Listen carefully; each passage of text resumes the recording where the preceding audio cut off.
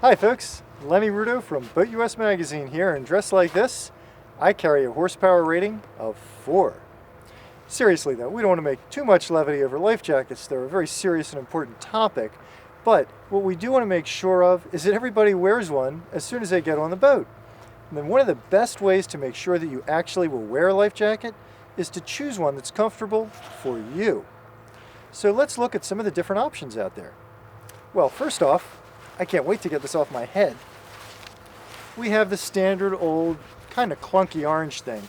These are probably the least comfortable life jackets out there, but they will keep you afloat and they are very inexpensive.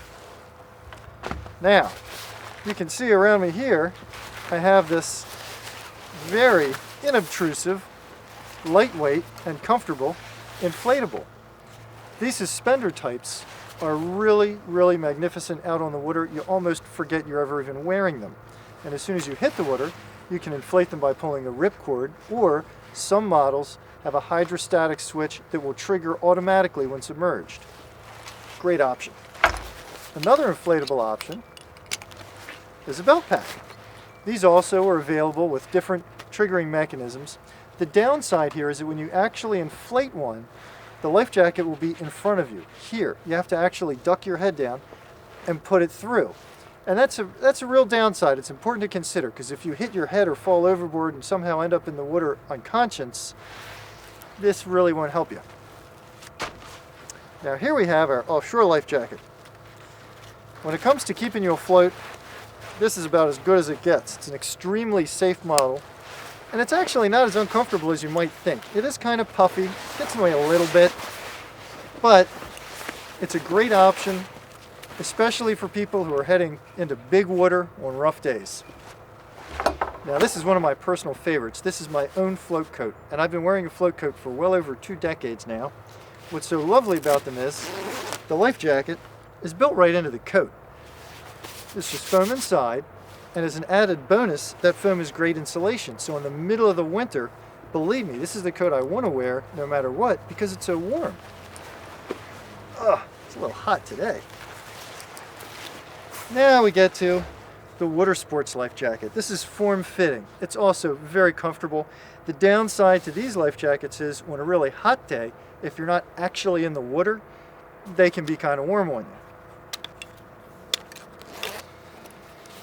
Okay, those are your basic choices. Because the inflatables are a little bit different than what most folks are used to, we did want to demonstrate for you exactly how they work. You ready? I fall into the water. I just grab this ripcord. Oh, now what happened?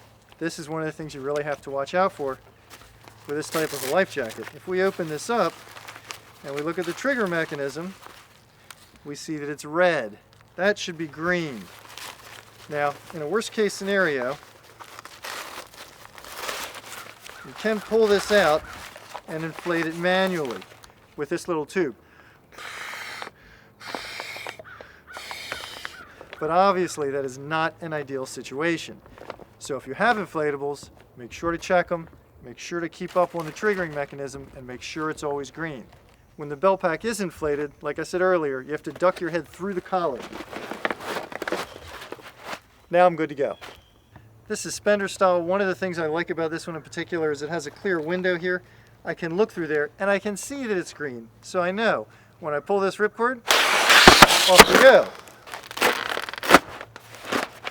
One of the nice things about this setup is that you have some inflatable material back here. From the moment you hit the water, no matter what happens, it'll keep your head afloat. Remember folks, choosing a life jacket is a very important decision.